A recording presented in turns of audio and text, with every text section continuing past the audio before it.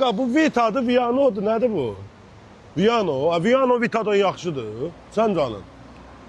Demək, əz çəksəndə niyamədin, əz qardaşlar, salam əleykum. Bax, kimin belə Vita'sı, Viano'su var, sata bilmir, heç satmasın. Niyə satır ki? Nə qalır?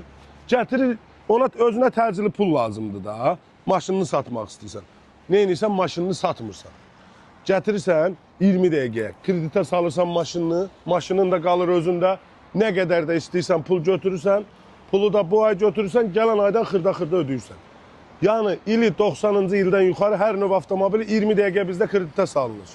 Maşınınız qalır özünüzdə, adınızda gecikməyə də baxılmır.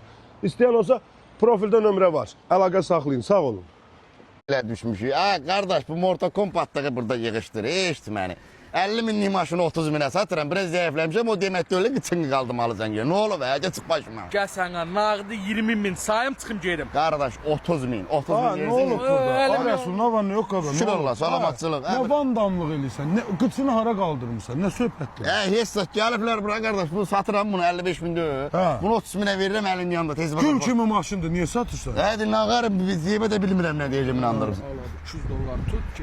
Bir dayan görüm, bir də yaxındır, dost, tanış, yaxın qardaşlar. Nağarım, mən nağarım. Elim yandı satırsan da, nə ki 20 min verim, Bir dəqiqə tut. gözlə, kişi, bir dəqiqə gözlə, elə pulum var deyə gözümüzə soxmayıb elə. Qaqam, biz sən nağarıq, gedirik, 55 min qiyməti var bunun. Rahat. Sana nə qədər pul lazımdır? 30 min. Hadi gedək bu dəqiqə salaq kreditə, bax mənim özümdən, gedək bu 20 dəqiqə salaq kreditə, heç satma, maşının qalsın özündə, götür pulumu xırda-xırda. Yox, özüm də sürəcəm, salacaq kredi özüm maşını. Gəl bu McLaren'ın oradan düşün olmasın. Sən bilmirdin ki, ay Rəsul, bizdə ili 90-cı ildən yuxarı qaqa.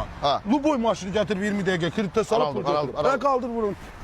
Gördün nətər qaldırırlar. Bax, Qovaram tır-tır qulacaq. Gəl hə. gedək qaqa. Bıçaq da qalxır, şapka çakı başıma düşürə bəyəsən. Götür, gəl. Gəl görə. Vızgıtma, ay.